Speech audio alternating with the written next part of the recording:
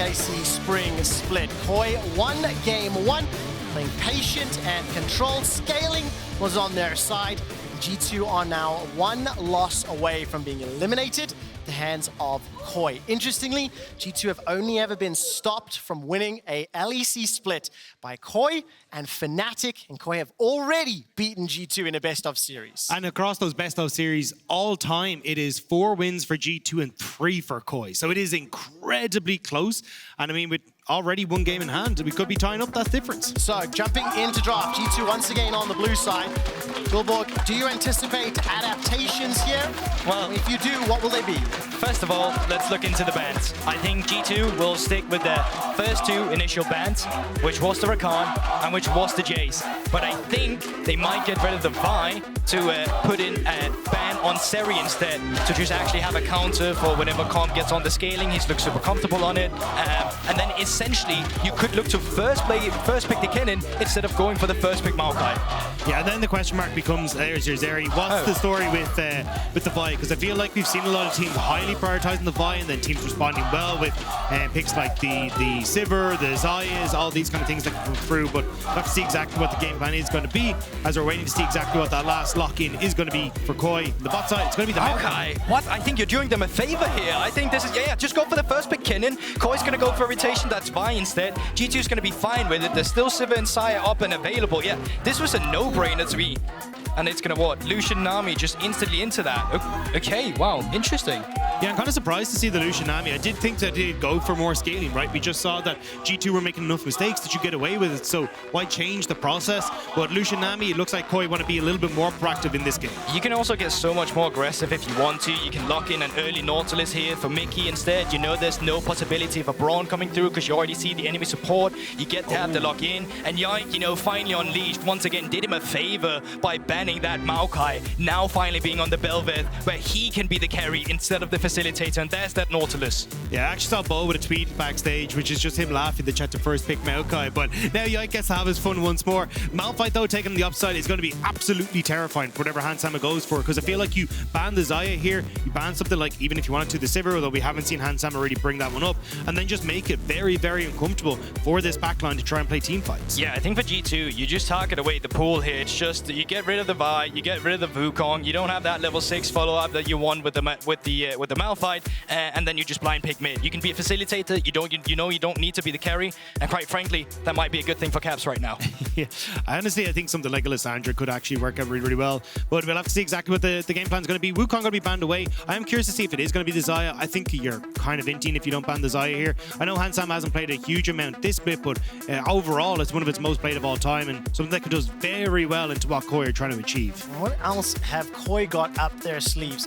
Surprised us a little bit, the Lucian Nami priority. I also want to see how and where Koi challenged, specifically around the Rift Herald, because of that Bel'Veth, and from the previous game, conceding those early neutrals to allow them to scale. They will ban away that Xayah, though. Yeah, and with that Xayah, you know they're just looking for the Vi. Question is, could be a bait ban as well. Sometimes we see that where it's like, oh, we're going to ban Vi, so we'll have you, or we're going to ban the Xayah, so we'll have you ban the Vi. And then in reality, we're looking for something completely different. But for G2 Esports, I think it still has to be the no-brainer with it. I think it could just be the Sejuani, right? I think you've still got an awful lot of opportunities to try and play through that big, beefy front line, ton of CC, can make it very difficult for a lot of champions like the Kennen, even like the Bel'Veth as well. There we go. Okay, Malrang going to go with the Lee Sin. Yeah, I think Lee Sin as well here also serves a different purpose when you're playing into the Kennen. You got a disengage aspect in the kick instead of always looking for play. You already have that playmaking possibilities with Szygenda on the Malphite up in the top side instead. So I think it's fine comfort for Malrang, although maybe not the best we usually see from him when he needs to be a facilitator for Koi. I mean, it is his second most played champion. However, only a 34% win ratio here for Malrang. The one thing I will say, though, when you see the Malphite, the Lee, the Lucian, these champions come online very early in the game. Hansama will be locking in the Kai'Sa now. Yeah, is that the first one we see of the split as well, Trevor? You're usually on top of this stuff as well, and why are you looking for that? Lots of playmaking potential for Kai'Sa when you have a short-range composition. Yes, the laning phase can be a bit rough into the Lucian, but when you finally start getting a few items on the board and the playmaking potential is there, you can just completely send it. And the Sejuani coming through here could be Caps in the mid lane with Sejuani to facilitate Yike. We've already seen it one time before. also, we've seen Kennen for Caps and solo queue, right? So take it a there's step further. Huge amount of flexibility there that we just really don't know. And I think it is the problem that we saw kind of discussed at the start of the day. Trying to draft against G2 is such a massive pain, but this is a big question mark when we see it. And another thing that's been popping up in solo queue has been the Larssen practicing. I've been researching a lot of Larssen solo queue as well. He's been playing a lot of the champions that Caps used to play. One of them is the Varus. He's been playing a lot of Gragas. He's been playing a lot of the tanks. Caps, or actually Larssen himself, has been playing Sejuani in that mid lane. I was curious to see if we were actually going to see him bring it out, and he's actually felt it here, match point against G2. And the thing is, we actually heard him talk about it on PGL, how he's been practicing these things like the AP Varus in the mid lane. That's almost been a revolution for him. The fact that he's now got to try out all these different champions, reinvigorated him, and now bringing it onto the main stage here against G2. I gotta say though, I'm not fancying the chance shifts of all these squishies into a lot of the champions I'm seeing from the side of G2. A Varus, a Nami, and a Lucian into a Kennen. Yeah, exhaust might be available for you, but there's a lot of CC. There's a Nautilus ultimate, there's a Sejuani ultimate, there's the Kennen ultimate. There is a lot of targets over these squishies. Pull it off. How do they make it work? They're about to show us, aren't they? Well, we're going to find out in a moment or two. Very different look for the draft. And let's find out who has been cooking to make the better dish. Koi are 1-0 up in the series. If they win, they will eliminate G2 from playoffs. They will advance to face the Mad Lions next Friday. Let's find out who wins as we hit the Rift.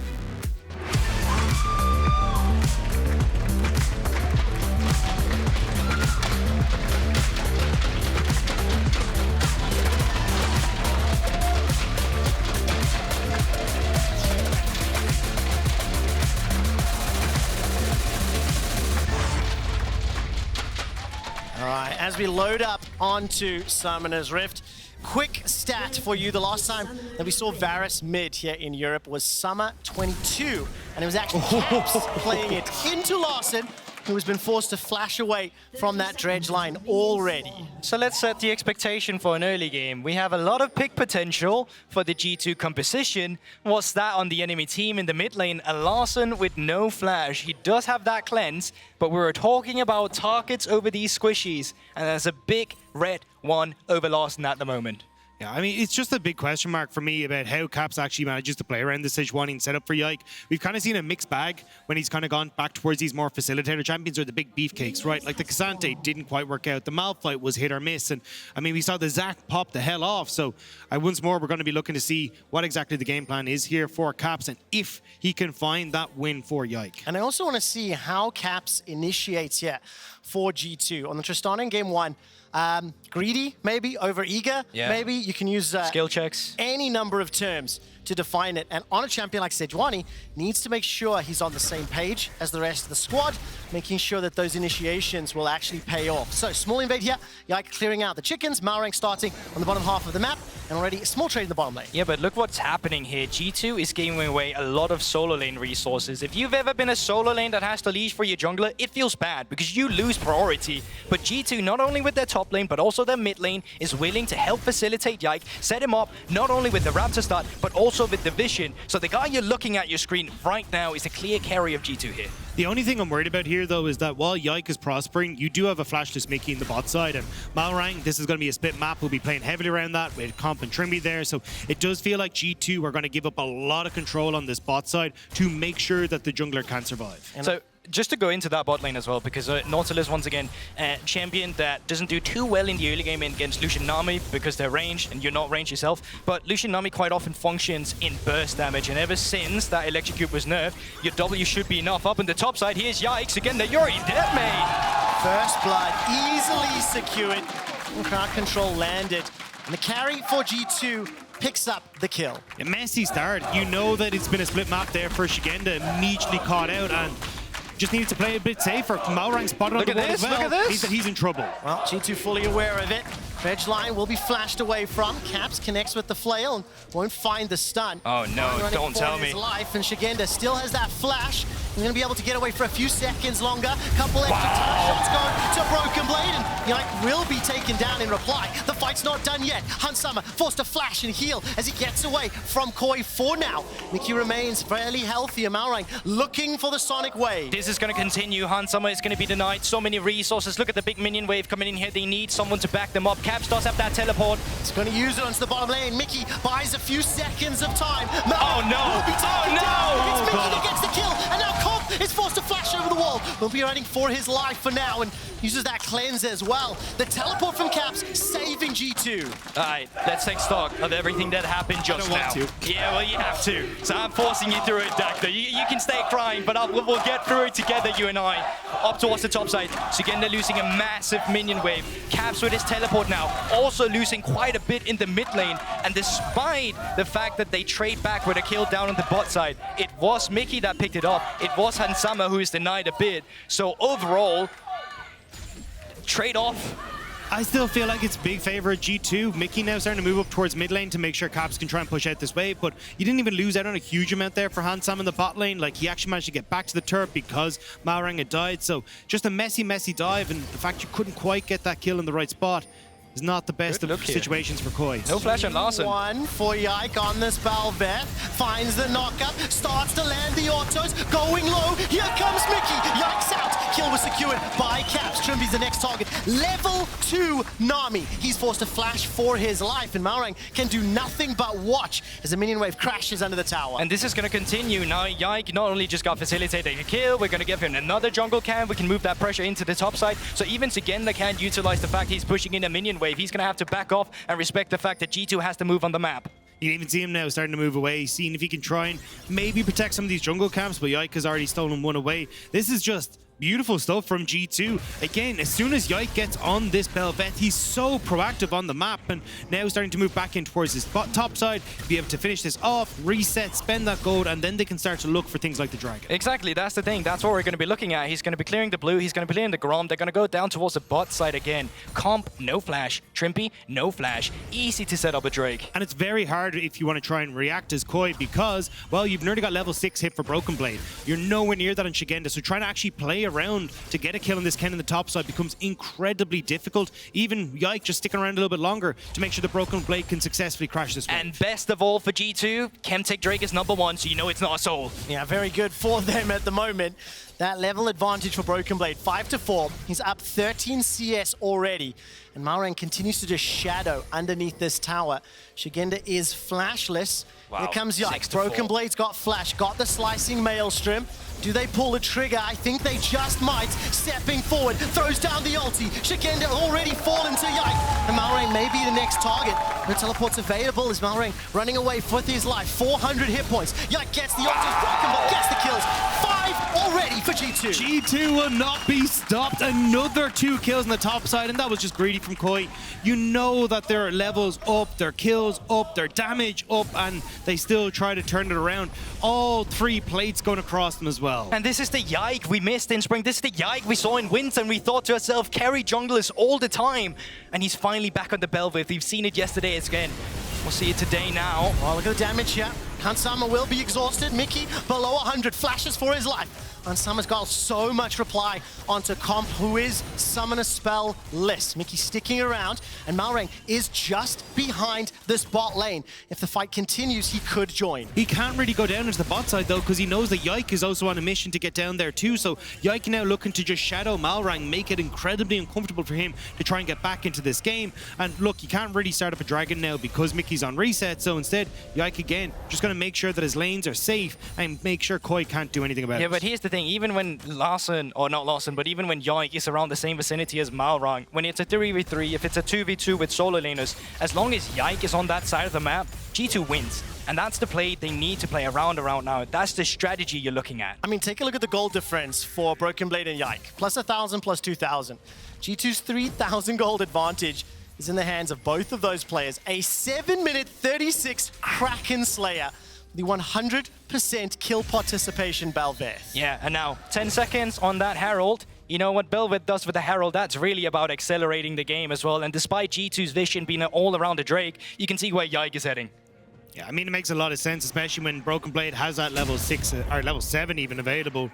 Should be in firm control there. Malrang going to be very much behind. Is maybe Szygenda in trouble here? Let's find out. Yike will be able to get a couple autos. Szygenda's got the ulti if needed. Trymbi's waiting in the wings. He's level 4. Larssen's pushing this wave forward. So Koi do have numbers here to contest if they wanted to. Looks like maybe they're trying to set up a pick onto Caps, but he's going to be backed up here by Mikyx. It's about the setup, yeah, but someone has to commit to waves that's being pushed in. BrokenBlade is pushing in a big wave on the top side. Szygenda has to respond to it. Now, when the lanes get even again, that's where G2 makes their move. But this is where Koi shouldn't even be trying to contest on top side. They should be immediately running bot, seeing if they can make a play on Hans. Oh yeah, there goes the ultimate. Space, get Dragon, but as you say, Larssen whiffing on the ultimate means they've just got nothing, and Koi, you're not cross-mapping, you're not doing anything here. And this just means that G2, they're going to get this Rift Herald, they're going to take it, and then going to move immediately down towards the bot side as well. There's no camps up for Yike on the top, so you can get the Scuttle, you can go for the Wolves, but, you know, there's so many potentials for you to go for here. Yeah, there's only 2 plates on top side. You could even just go there, crack open turret, then make it very difficult for Szygenda to really enter onto the map. You can move BrokenBlade then in towards potential mid dives with Caps on this tank. It just all flows so smoothly for Yeah, G2. I think specifically for that Herald, it's best to use it in mid lane. You don't have a lot of range from Caps to actually take it down, so you need that extra power of the Herald to actually break open that mid lane turret, at least in the early game. And I think for now, BrokenBlade, he's loving the fact that laning phase is still going on that top side. Yeah, very, very happy. Still got that advantage for the time being, and Yike will make his way to the Dragon for now. Both lanes pushed in favor of G2, so this one shouldn't be challenged or contested. Because of how much action we've had throughout the course of the game, I haven't been able to celebrate this just yet, but this is Malrang's 100th game in the LEC. You couldn't have put that out in the first game? Oh, well, true. Far. Malrang will try to find some opportunities to come back. I really wanted to do it earlier, but there was so much action, so many kills, I didn't really get a chance. Right now, however, he's staring down members of G2. They picked up that first Dragon, and he's still waiting to see where their Herald gets dropped. Yeah, we'll have to see exactly what it is. I mean, look, Malrang, it's like a YouTube. You hit your 100 videos, you got to do a challenge, right? He set up a nice challenge for himself in this game, and right now, might have bitten off more than he could chew. Yike is still free farming on his bot side, making sure that he is keeping control in this bot lane. Even with Caps having shove in mid, he could potentially roam down very low on mana on the Sejuani, though. Here comes Yike. Could hop over the wall. Malrang is just behind, and I think I'm hearing Guldborg's voice in my head talking during draft about the squishy champions on the side of Koi, thinking about how easy it'll be for Yike to just destroy anybody he gets in range of. And for G2, very happy with this early game. Nearly 4,000 gold up. They've got control of every single part of the map thus far.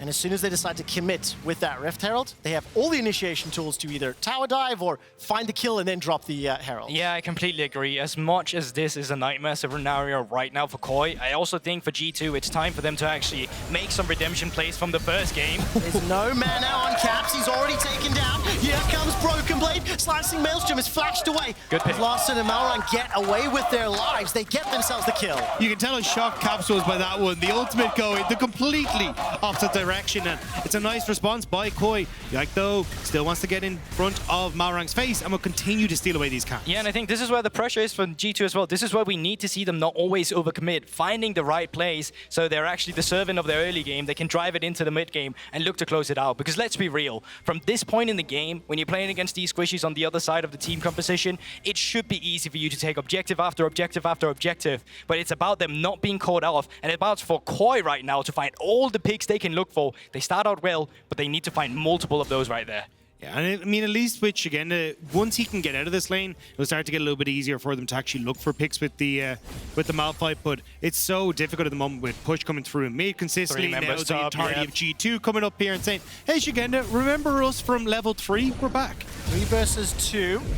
Rift Herald is dropped, and Mikyx throws out a depth charge there. That will at least force Malrang back. The tower will be secured, the first of the game, and they can continue to apply pressure. That's the thing. He's making his way up. So is Caps though, so they're just going to continue on the push here. They still have the Bel'Veth passive going, so you can see the minions are actually spawning babies here as well. But good smite from Malrang stops the charge. All right, Caps doesn't have access to that Glacial Prison, so that push will now be thwarted. But G2 continue to pull further ahead.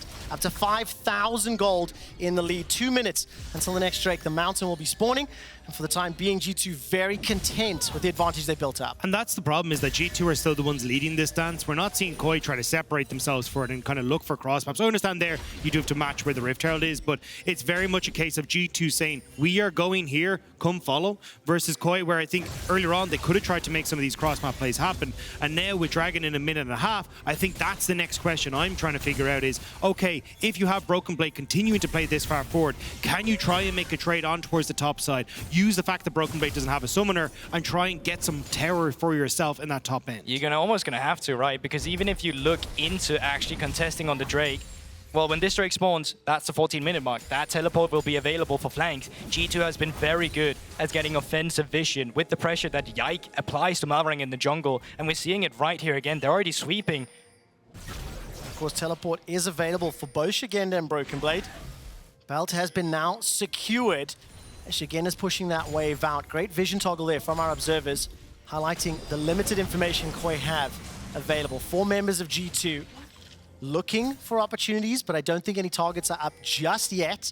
And keep your eyes on that mini-map, right? BrokenBlade's in the mid lane. Szygenda's pushing top, and we're 39 seconds away from the Dragon. Is Szygenda considered a reset there, where he's like, okay, I come back, I can probably finish off my first item and then TP into a potential play on bot side, but decides against it, instead getting that shove? We'll actually give a little bit of time here for BrokenBlade to move back up, where maybe you have a split second where you can use the fact that, as Guldborg pointed out, we're past 14 minutes, you can make a pick, but everyone from G2 is resetting. Calm down, calm down. There's a shield on him. You can recall if the shield is active. Well, you can recall if the shield is active, so it's still available to him there.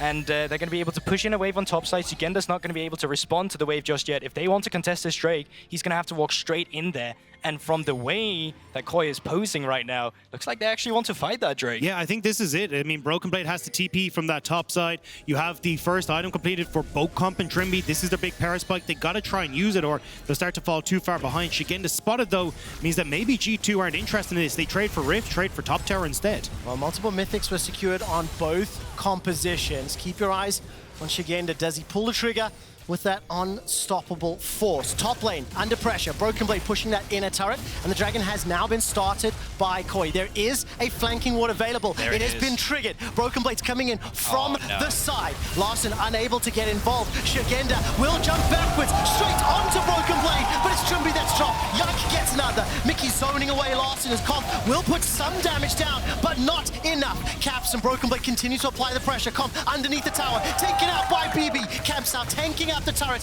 has Malrang sonic wave into the resonating strike, and it's a double for BrokenBlade. And that's the setup from G2. We've already talked about it. If Koi's going to go for this Drake, they're most likely going to lose. We're setting up a cross map for them. They wanted none of that. They opted in for the fight, and G2, they have their number on it.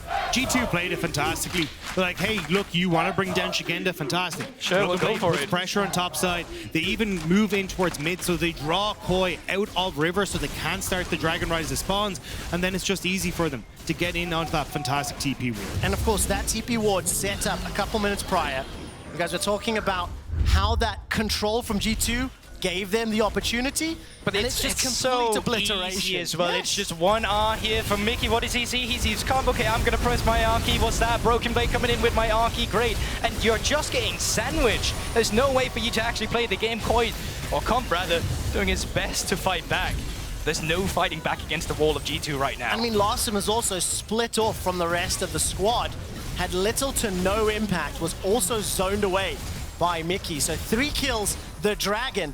Now we're taking a look here at Caps' perspective. Wow, going in through with the Sejuani Pro view here. We're really seeing revolutionary stuff as well, but yes, just easy to clean it up, and great Q from Caps here on the second Sonic Wave to stop the damage. The W and Qs weren't that interesting, but the last Q at least was really, really nice. The big question though now is, what do Koi try and do? Because you can look at the damage there.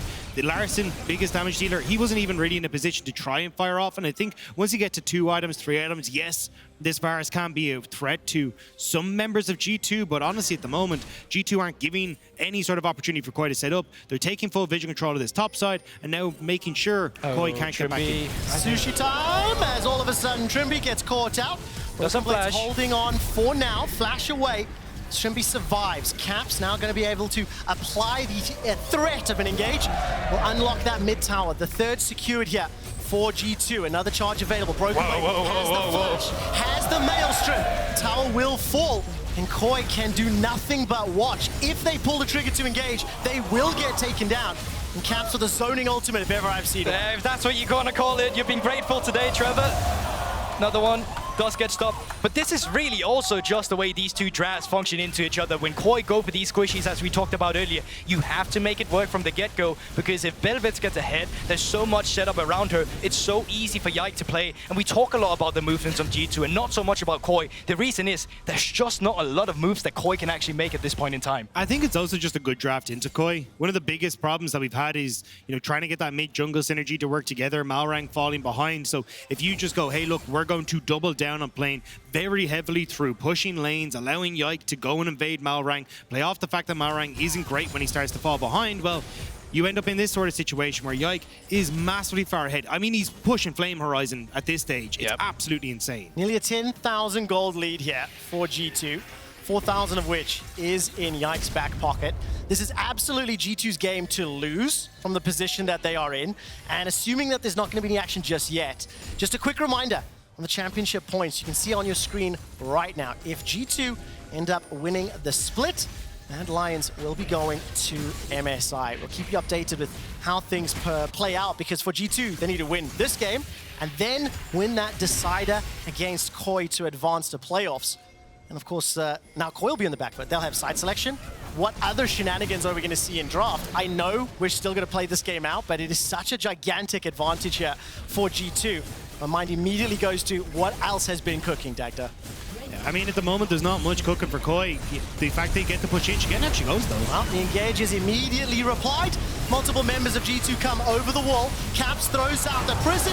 Holds multiple members of Koi down. Double kill secured from the mid lane there. Now in a 5-on-3. They're pushing into the base before 20 minutes. Look, it's desperation from Koi, but it's not in the right place at the right time. Malrang is going to fall alongside, and G2 will claim all that is theirs. Szygenda tried to make it work, but nobody on Koi was in position to follow up on that. And this has been the G2 we have wanted for so long. Not the scaling picks, not the Maokai. Yike on something where he's unleashed, where you're actually utilizing his talent and displaying it up against Malrang here. Well, another inhibitor will fall, and G2 fancy to stick around. All right, Szygenda will be respawning in 2 seconds. 10 for Malrang. No ults across the board for except Yike. That's already Szygenda been engaged on. He's got no unstoppable flashes for his life. Now Malrang can come to help out the members of Koi. The Nexus will stand for now, but the Hex Gates are up. Members of Koi are using them. They have no ults. Trying to get behind. Teleport used as well. That's been left alone and taken down. Yike gets yet another kill. All of a sudden, G2 are inside the base. It is evicted Koi. They've evicted them. They've actually beaten them so hard they bought the damn base and then shipped them out of it. This is mine now, G2 yells. They're looking for some more kills. Comp trying to get one back onto Caps. The unstoppable force comes out and still not going to be enough. Yike gets another. 6-1-6. Make it 7. And the Nexus will be the final target to fall. A 21-minute obliteration. G2 will even up the series at 1-1. And it looked clean this time around. It looked like everything that happened in game 1 is just gone. And for Koi, they couldn't have that scaling aspect because, quite frankly, they never got to a late game either. Not that the team fight, or not that the composition kind of set it up the same the game 1 draft did, but either way, G2 absolutely steamrolled this one in game 2. I mean, the fact you get this incredibly strong lead jungle that they get to play for, Yike just always invading every second of the game. And then when you look towards the ability for Koi to actually try and play the map, this has been a criticism I've had of Koi even from last year, where they never really go for cross maps. Oftentimes they'll just try and go, hey, look, if we can win these early skirmishes, we get these leads, we'll overload one side lane, but they never really know how to play from behind, and G2 exploit it great. I mean, that composition made it a little bit more difficult as Definitely, well. yeah. So now, of course, Koi will be able to have side selection, What else is going to change? I think that Lucian Nami caught us off guard. It definitely didn't have any impact. Now, the game wasn't about them because the top half just went so heavily in favor of G2. Yeah, I don't think you need to go for any of the Maokai bans as well. I think you can respect the Bel'Veth, you can respect the Sejuani ban instead if you want to stop what's actually facilitating. I also think Larssen, despite everything, still is having a really good series. And I think for the side of Koi, just because it's looking like this doesn't mean like you're not going to be competitive going into game 3. I just think this draft is really difficult to play into what G2 had. One more game, do or die, Koi or G2. Who will advance, who will be eliminated? We'll find out on the other side of the break. Yes, game 3.